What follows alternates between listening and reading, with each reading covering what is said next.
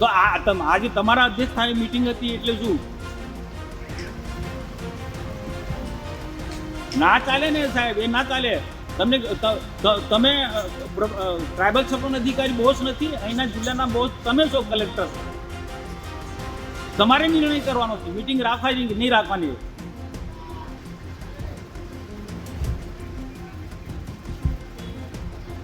કશું ના, પણ તમે મીટિંગ આજે બધા જ લોકો હતા, જિલ્લા પંચાયતના પ્રમુખ હતા, દર્શનાબેન હતા, ચૈતરભાઈ વસવા બધા જ હતા. તો આ બધાને બોલાવવાની જરૂર નથી પડતી. મારે કહું આ મીટિંગ જ તમારી ગેરકાયદેસરની છે. મારા જેલમાંથી છૂટી જવાથી મનસુખભાઈને બળતરા થયા હશે તો આવું બોલતા હશે એવું હું સ્પષ્ટ માનું છું. આમ આદમી પાર્ટીના ધારાસભ્ય ચેતર વસાવા 80 દિવસ જેલવાસ ભોગ્યા બાદ નર્મદા જિલ્લામાં છે. તેઓએ નર્મદા જિલ્લામાં જિલ્લા કલેક્ટર કચેરી ખાતે આયોજનની અને જે ખાસ કરીને જે આદિવાસી વિસ્તારની અંદર જે આયોજન થતું હોય છે, વન બંધુ કલ્યાણ યોજના સહિતની જે વન સશક્તિકરણ યોજના, એવી જે તમામ યોજનાઓ છે તેની એક મિટિંગ હતી. જિલ્લા કલેક્ટર સંજય મોદીના અધ્યક્ષસ્થાને આ મિટિંગ હતી, પરંતુ ચેતર વસાવા આવતાની સાથે તેમને રજૂઆત કરી હતી કે કચેરીની અંદર સીસીટીવી કેમેરા હોવા જોઈએ. સાથે સાથે જે મિટિંગ છે, મિટિંગ હોલની અંદર સીસીટીવી કેમેરા પણ હોવા જોઈએ. સાથે સાથે રેકોર્ડિંગ પણ સતત થવું જોઈએ જો સીસીટીવી ના હોય. પરંતુ આ સાથે તેમણે ખાસ એ રજૂઆત કરી હતી કે કાચના ગ્લાસ પણ ન હોવા જોઈએ. ત્યારે કાચનો ગ્લાસ છેલ્લા કેટલા વખતથી ભારે ચર્ચામાં છે. ચેતર વસાવાએ શું કહ્યું હતું આવો જોઈએ, અને તેમને કાચના ગ્લાસ બાબતે પણ શું કહ્યું હતું આવો જોઈએ. કલેક્ટર કચેરી ખાતે કલેક્ટર સાહેબની અધ્યક્ષતામાં FRA યોજના અંતર્ગત 13 કરોડ રૂપિયાનું અને ગુજરાત પેટર્ન અંતર્ગત 60 કરોડ રૂપિયાના આયોજનની મિટિંગ હતી. આ મિટિંગમાં અગાઉ અમે જે પણ પ્રકારના કામો આપ્યા હતા એ કામો કાઢી નાખવામાં આવ્યા છે, અને કેટલાક અધિકારીઓએ બહારના NGO કોન્ટ્રાક્ટરો સાથે મળીને બિનજરૂરી કામો મંજૂર કરી દીધા છે. ત્યારે એમાં અમે વિરોધ દર્શાવ્યો છે, અને આવનારા દિવસોમાં જો લોક ઉપયોગી કામોનો સમાવેશ કરવામાં નહીં આવશે તો કલેક્ટર કચેરી ખાતે ધરણા પ્રદર્શન અને આંદોલનો પણ થશે, અને ગુજરાત સરકારના માન્ય મુખ્યમંત્રીશ્રી અને પ્રભારી મંત્રીશ્રી સુધી આ મુદ્દો લઈને અમે જઈશું.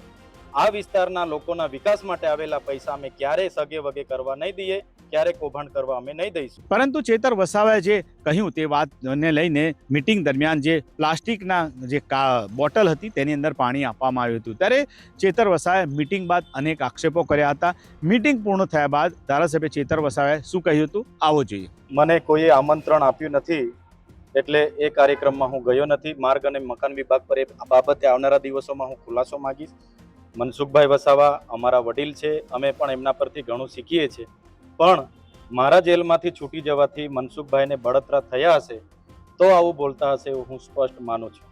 મનસુખ દાદા જે પણ બોલે છે એ લગભગ સાંસદ છે એટલે પુરાવા સાથે બોલતા હશે, કેમ કે જે ઘટના ઘટી હતી તે મનસુખભાઈ લોકોએ ત્યાં બેસીને બનાવેલી ઘટના હતી.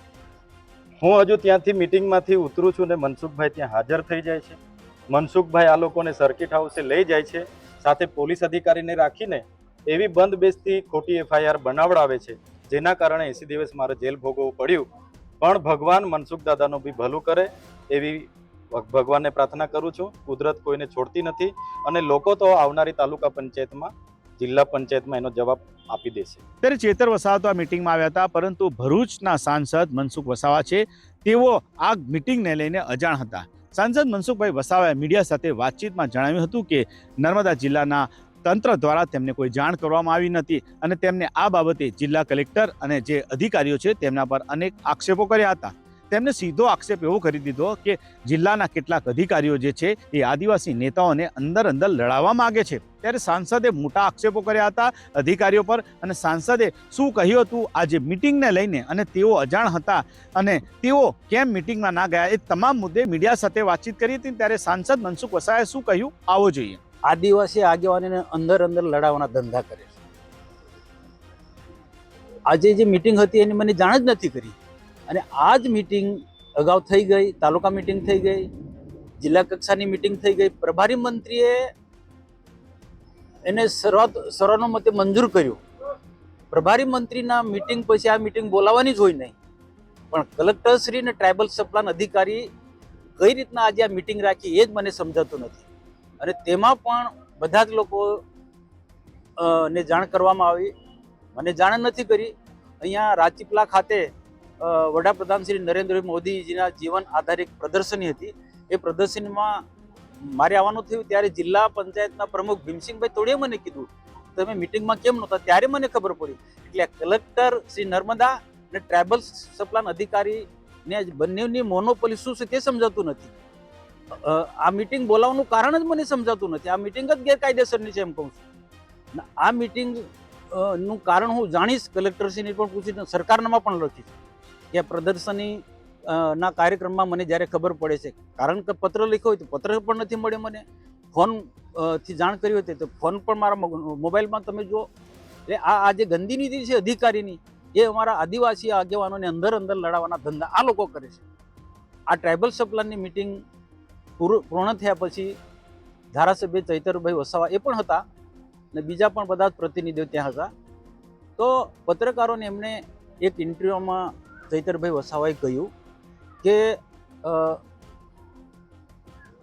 જિલ્લાના બધા કામો અમારા આવ્યા નથી, જે પણ મેં દરખાસ્ત કરી છે એ દરખાસ્ત આવી નથી. એને જેના એમના રીતના એમને કહ્યું.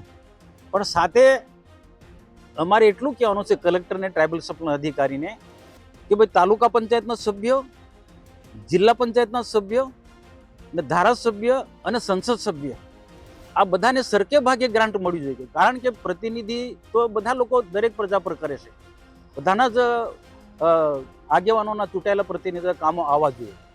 અને આજે મારા માટે જે મીડિયામાંથી જાણવા મળ્યું કે મારા માટે ચૈતરભાઈ એવું બોલ્યા કે મનસુખભાઈ મારા વડીલ છે, એ જે બોલે છે બહુ આધાર પુરાવા સાથે બોલે છે, પણ મારા જેલમાં છૂટ્યા પછી એમને બહુ ખુશી થઈ હશે. જેલની બહાર પછી એમને જે સ્ટેટમેન્ટ એમને જે આપ્યું એના આધારે મેં પણ જે ગઈકાલે આપ્યું એને લઈને એમને જે અલગ અલગ પ્રકારનો મારા પર એને આક્ષેપ મૂક્યા. અને એમાં એમ પણ કહ્યું કે આ બધું આજે પણ એ બોલ્યા છે કે આ બધું કાવતરું મનસુખભાઈ જ કર્યું છે. એક બાજુ એમ કહે છે કે મનસુખભાઈ મારા વડીલ છે, બીજી બાજુ એ જે જેલમાં ગયા એમની સામે જે ફરિયાદ થઈ એ ટોટલી મારા પર આરોપ મૂકે છે. હું ફરી પણ વારંવાર કહું છું કે આ ચૈતરભાઈ ખોટી રીતના આ વિવાદને આગળ વધારવા માંગે છે. હું આ વિવાદને શાંત પાડવા માંગુ છું ને એ વિવાદને આગળ વધારવા માંગે છે. મારા પર ખોટો આરોપ થતો હોય તો મારે તો લોકોમાં ગેરસમજ ના ઊભી થાય એના માટે સ્પષ્ટતા કરવી પડે, જવાબ આપવો પડે કે જે ચૈતરભાઈએ સંજયભાઈ તાલુકા પંચાયતના પ્રમુખને છૂટો મોબાઈલ માર્યો, છૂટો ગ્લાસ માર્યો, એ ઘટના મેં જોઈ નથી. પણ ત્યાંના ઉપસ્થિત પ્રાંત અધિકારીથી માંડીને બધા જ લોકો, અમારા પાર્ટીના આગેવાન મોતીસિંહ વસાવાથી માંડીને બધા જ લોકોએ કીધું કે આવી ઘટના ઘટી. અને એ કહે છે કે પોલીસને, પીઆઈસી કે પોલીસ ખાતાને માર્ગ જે સૂચના આપીને જતા રહ્યા. ભાઈ તમે તે વખતે પીઆઈ કે ત્યાં કોઈ જ નહોતા, અધિકારી હતા ટ્રાઇબલ સપ્લાન પ્રાંત અધિકારી શ્રી માંડીને, ટીડીઓથી માંડીને મામલતદાર શ્રી અને બાકીના પાર્ટીના આગેવાનો હતા. અને આ તે વખત મારી આગવી બધી કોઈ જે ઘટના બાબતે પૂરેપૂરી પણ ખબર નહોતી પડી. પણ મેં એટલા માટે ત્યાંથી ડેપ્યુટી કલેક્ટર પ્રાંત અધિકારી ઓફિસમાંથી તરત એટલા માટે નીકળી ગયો કે ઇન્દ્રગાંવ સંસ્થામાં અમારું 300-400 કાર્યકર્તાઓનું એક સંમેલન હતું. અને આ જે ઘટના ઘટી ત્યાંના કાર્યકર્તાને કારણે 2 કિલોમીટર દૂર છે, ત્યાંના કાર્યકર્તાને ખબર નહોતી. અને હું વધારે રોકાઉં અને આ સંજય પર ચૈતરભાઈએ આ પ્રકારની ઘટના ઘટી બાબતની જાણ થાય, કાર્યકર્તા મારામારી થઈ, સંજયભાઈ અને ચૈતરભાઈ ધારાસભ્ય વચ્ચે મારામારી થાય, એ ઘટનાની મારા કાર્યકર્તાને ત્યાં ખબર પડે તો 300-400 લોકો કાર્યકર્તા સીધા ત્યાં પ્રાંત ઓફિસમાં આવે તો ત્યાં કેવું વાતાવરણ બને. આમાંથી બચવા માટે હું સીધો 5 કે 10 15 મિનિટ વધુમાં 15 મિનિટ ત્યાં પ્રાંત ઓફિસે નથી રોકાઈને તરત જ મેં ઇન્દ્રેકા સંસ્થામાં જતો રહ્યો હતો. અને પહેલેથી અમારો આ પાર્ટીનો કાર્યક્રમનું આયોજન પહેલેથી જ ગોઠવાયેલું હતું. આખા તાલુકાના કાર્યકર્તા બધા આવ્યા હતા અને મિટિંગ લેવા માટે ભરૂચ જિલ્લા ભારતીય જનતા પાર્ટીના પૂર્વ પ્રમુખ મારુતિસિંહ આટોદરિયા મિટિંગ લેવા માટે આવ્યા હતા. એ મારા પાર્ટીના એજન્ડામાં જોઈ શકે છે. એટલે આ આખું જે ષડયંત્ર જે એ જે છે એ ચૈતરભાઈ કે મનસુખભાઈ ષડયંત્ર કર્યું, પણ આ ષડયંત્ર નથી, આ યોગાનુયોગ બનેલી ઘટના છે. ગુજરાત પેટર્નની મિટિંગ કે એટીવીટીની મિટિંગ કે એને લઈને આ જે મિટિંગો થાય છે, આને લઈને એક જ પ્રકારનો એનો ઉદ્દેશ્ય હોય છે કે બધા કામો મારા લેવા જોઈએ, હું જેટલા પણ કામો આપું તેટલા બધા જ લેવા જોઈએ. આજની મિટિંગમાં પણ એમને આજે આગ્રહ રાખ્યો. અધિકારીઓ આજે બોલતા નથી, કલેક્ટર આજે બોલતા નથી, ટ્રાઇબલ સમાજ બોલતા નથી, એમની સાથે બહુ ગાળાગાળી કરી, છેલ્લી કક્ષાના શબ્દો વાપરે છે. એમને જે એવા શબ્દો વાપરે કલેક્ટરને, ટ્રાઇબલ સપ્લાયના અધિકારી, હું કહી ના શકું. તો આ સ્થિતિનું નિર્માણ હશે તો પછી એને ન્યાયની કઈ રીતના આપણે અપેક્ષા રખાય. અને કલેક્ટરને કલેક્ટર શ્રી નર્મદા જિલ્લાના મોદી સાહેબને પણ હું અપીલ કરું છું, ટ્રાઇબલ સપ્લાય અધિકારીને મેડમને પણ અપીલ કરું છું કે કોઈના દબાણમાં આવીને કોઈને અન્યાય નહીં કરશો. તાલુકા પંચાયતના સભ્ય હોય, જિલ્લા પંચાયતના સભ્ય હોય કે સંસદ સભ્ય કે જે પણ કોઈ પદાધિકારીને જે અધિકાર નહીં રહ્યો કે બધાના કામો આવવા જોઈએ. જયતરભાઈ દબાણ કરીને એના પોતાના કામો એ મનમાની કરીને લેવડાવે, કલેક્ટર ઓફિસને આગળ ધરણા કરીશ, આ કઈ ન્યાય છે ભાઈ? આ રીતના અધિકારી તંત્રએ એના દબાણમાં આવીને કામ કરવાનું છે. કલેક્ટરને હું પણ ધમકી આપી શકું છું, કલેક્ટરને હો, નર્મદા કલેક્ટરને ને ટ્રાઇબલ સપ્લાયને હું પણ ધમકી આપીશું. હું પણ એમની સામે સરકારમાં લખીને કાયદેસરની કાર્યવાહી કરી કે આવી રીતના દબાણમાં આવીને કામ કરે છે. ભૂતકાળમાં પણ આ કલેક્ટર ઓફિસમાં આપના કાર્યકર્તાએ કલેક્ટર ઓફિસના દરવાજો તોડીને બારી બારણા કરે. એ વખતે કલેક્ટરે દબાઈ ગયા અને ફરિયાદ નથી કરી. એટલે આવા ખોટા લોકોને કલેક્ટર નર્મદા એમનો તરફદારી કરે છે, બચાવ કરે છે, એમનાથી ડરે છે. એ જો કલેક્ટર જો ડરતા હોય તો પછી સામાન્ય પ્રજાનું શું થશે? આજે એટલા માટે કે કલેક્ટરની મોનોપોલી કે ટ્રાઇબલ સપ્લાયના અધિકારીની મોનોપોલી એ મને પસંદ નથી. શા માટે દબાવું છું? કાયદાનું કામ કરે છે ભાઈ. કેમ ડરો છો આવા લોકોથી? આજે ડરશો કાયમ માટે આ લોકો ડરાવશે.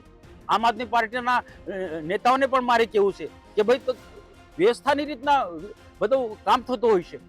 જે સરકારનું જે બંધારણ બન્યું છે કોઈ પણ મિટિંગનું એ રીતના પ્લાનિંગ થતું હોય છે. કોઈના દબાણમાંથી આ રીતના કામ નથી કરવાનું. અને આવું જો થશે તો પછી સામાન્ય પ્રજાનું શું થવાનું છે? બીજી બાજુ સાહેબ ચેતરભાઈ એવું બી કીધું છે કે કાચના ગ્લાસ ના હોવા જોઈએ, સીસીટીવી કેમેરા ચાલુ હોવા જોઈએ. એ તો હું પણ કહું ને કે સીસીટીવી કેમેરા હોવા જ જોઈએ. આજે તે ડેડિયાપાડાને જે પ્રાંત અધિકારીમાં જે ઘટના ઘટી એ વખત તો જો સીસીટીવી કેમેરા હોત તો દૂધનું દૂધ ને પાણીનું પાણી આજે લોકોને દેખાયું હોત. અને એ જે સીસીટીવી કેમેરા ચાલુ તો હોય છે પરંતુ એમના અંગત વિડિયો રેકોર્ડિંગ જતું રહ્યું છે, ડિલીટ મારી દીધું. આજે બધું કોઈ ને કઈ રીતનું જે પણ છે એ અધિકારીઓ કોઈને ને કોઈને બચાવવા માટેનો એ પ્રાંત અધિકારી ડેડિયાપાડામાં આ ઘટના ઘટ્યા પછીનો કાર્યવાહી થઈ. કોઈ નાનો કર્મચારી પણ કે એક કારકુન પણ અગાઉ પણ મેં કીધું કે સીસીટીવી કેમેરાની ડેમેજ એ તો કોઈને પણ ડિલીટ કરી શકે છે. બીજું મનસુખભાઈને જ્યારે ચૈતર જેલમાંથી છૂટ્યો છે તો મનસુખભાઈને બળતરા થાય છે. હા, એ જ મેં સાંભળ્યું કે જેલમાંથી છૂટ્યા પછી મનસુખભાઈને બળતરા થાય. ભાઈ મને કોઈ બળતરા નથી થઈ. તું જેલમાં હોય કે ના હોય મને કોઈ ફરક નથી પડતો. હું મારી રીતના મારું કામ કરું છું. મારું રૂટિનમાં જે કામ થાય એને કોઈ રોકી નથી શકવાનું. અને આવનારા દિવસોમાં પણ જે મારી રીતના જે કાર્ય કરવાની મારી જે પદ્ધતિ છે એ પ્રકારે કામ કરતો રહેવાનો. કોઈના પણ દબાણ નથી આવવાનું. પાર્ટીમાંથી પણ કોઈ દબાણ આવે કે સરકારમાંથી પણ કોઈ દબાણ આવે કે વિરોધીઓ પણ મારા પર કોઈ દબાણ કરે તો પણ હું દબાવવાનો નથી. હું પ્રજાના હિતમાં જે પણ કામ કરવાનું છે એ હું કામ કરતો રહીશ. તો તમે જોયું કે સાંસદ મનસુખભાઈ વસાવાએ શું કહ્યું. ત્યારે ધારાસભ્ય ચેતર વસાવા અત્યારે ડેડિયાપાડાની અંદર રહી શકે તેમ નથી. કારણ કે જે તેમની સામે જે સંજય વસાવાએ જે કેસ કરેલો છે એ કેસની અંદર તેમને જે શરતી જામીન મળેલા છે અને શરતી જામીનની અંદર તેઓએ ડેડિયાપાડા તાલુકા રહેવામાં નથી આવવાનું, એટલે કે તેમને ડેડિયાપાડા તાલુકામાં નથી રહેવાનું. ત્યારે ધારાસભ્ય ચેતર વસાવા આ વિસ્તારમાં રહે તેવી સંપૂર્ણ શક્યતા છે. અને તેમને મીડિયા સાથે વાતચીતમાં કર્યું હતું કે તેમને નાદોદના ધારાસભ્ય દર્શનાબેન દેશમુખ અને તેમને સાંસદ મનસુખભાઈ વસાવાને પણ કહી દીધું કે ભાઈ મને આ વિસ્તારની અંદર તમે એક મકાન લઈ આપો, હું નજીક રહેવા માંગુ છું. અને સાથે સાથે ચેતર વસાવાએ એમ પણ કહ્યું કે તેઓ સાંસદ મનસુખભાઈ વસાવાની નજીક રહેવા માંગે છે. કારણ કે જો નાની મોટી ઘટના અને નાના મોટા નિવેદનો આવતા હોય તો તરત જ એમની સામે પ્રતિકાર કરી શકાય. એટલે કે ચેતર વસાવા આ રીતની વાત કરી હતી. પરંતુ જોવા જઈએ તો નર્મદા જિલ્લાની રાજનીતિ હાલમાં ગરમાવેલી છે. કારણ કે એક તરફ છે સિનિયર નેતા ભાજપના મનસુખભાઈ વસાવા અને બીજી તરફ છે આમ આદમી પાર્ટીના ધારાસભ્ય ચેતર વસાવા. બંને નેતાના નિવેદનો હાલમાં આવતા હોય છે. પરંતુ મહત્વની વાત એ છે કે આજે સાંસદ મનસુખભાઈ વસાવાએ જે મીટિંગ હતી તેની અંદર તેઓને હાજર રહેવા માટે કોઈ પણ જાતની જાણ નથી કરવામાં આવી તેવો તેમનો સીધો આક્ષેપ કર્યો છે, જેને લઈને ભારે ચર્ચાઓએ જોર પકડ્યું છે. ત્યારે જોવાનું રહેશે કે આગામી દિવસોમાં આદિવાસી નેતાઓ જે છે તેમના નિવેદનો શું આવતા રહે છે. કારણ કે નર્મદા જિલ્લાની અંદર આદિવાસી નેતાઓ છે, ધારાસભ્યો છે, સાંસદ છે, તેમના નિવેદનોની ભારે ચર્ચા થતી હોય છે. ત્યારે આ જે ચર્ચાઓ છે તેવાની વચ્ચે સાંસદ મનસુખ વસાવા આજે પણ ભારે ગુસ્સે થયા હતા, કારણ કે તેઓને જે મિટિંગની અંદર તેમને આમંત્રણ આપવામાં નહોતું આવ્યું તેવું તેમનું કહેવું છે. ત્યારે જોવાનું રહેશે કે આ બાબતે સરકારી તંત્ર તરફથી શું જવાબ આવે છે. પરંતુ નર્મદા જિલ્લામાં છેલ્લા કેટલાય દિવસથી રાજકીય ગરમાટો જોવા મળી રહ્યો છે, કારણ કે દરેક રાજકીય નેતાના નિવેદનો આવે છે જેને લઈને વાદ વિવાદ થતો રહે છે. તો આવી જ અનેક ખબરો માટે જોતા રહો ગુજરાત તક. નરેન્દ્ર પેપરવાલા, ગુજરાત તક, નર્મદા.